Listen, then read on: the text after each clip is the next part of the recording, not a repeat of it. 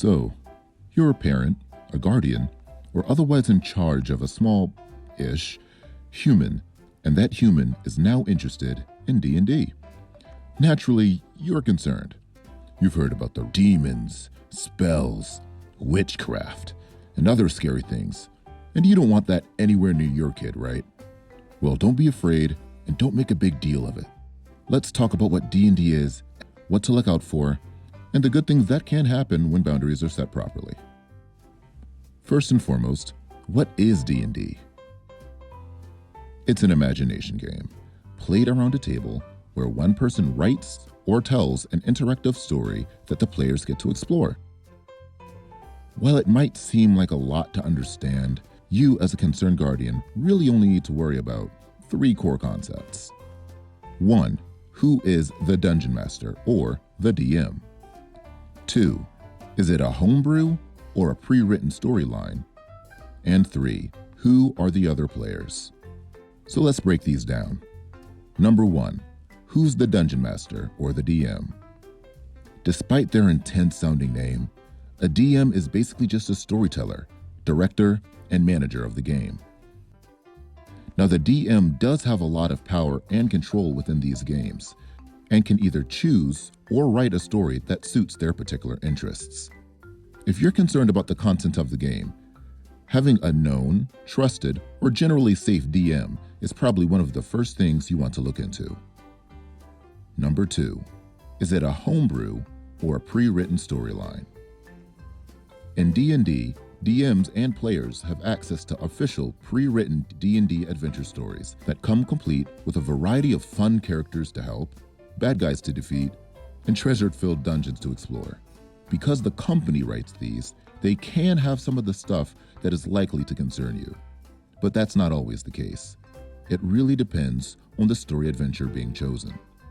So that's a pre-written story. A homebrew, on the other hand, is a story that the DM writes themselves, a story that is brewed at home. It can be based on a fairy tale, a reimagining of a popular book, movie, or video game, or an original story altogether. Some DMs can choose or will write stories with darker themes and scarier concepts. It all depends on the DM at that point. So, we've learned about the DM, and we've learned about pre-written stories and homebrew stories. Now we learned about the third factor, the players. The players are the humans playing the game. And before the overall game starts, the players fill out a sheet with information about their character, write a backstory about their character. They can even draw the characters if they want, which helps the players make choices that the characters would throughout the game. The players are perhaps the most influential part of what you need to look out for other than the DM, because they affect the overall direction of the game, for better or for worse.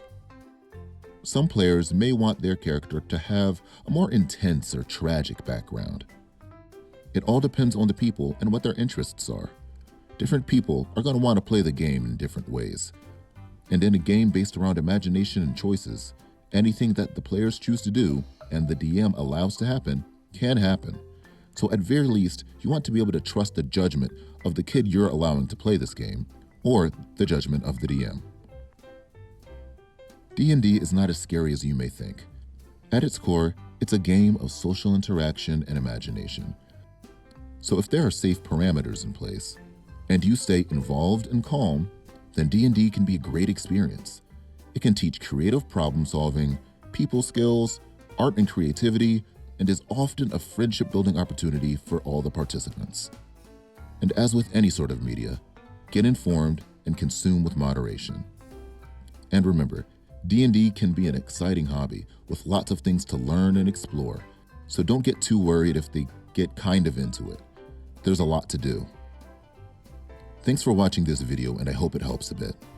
If you have any questions, comments, concerns, or recommendations for any future videos, please comment them below.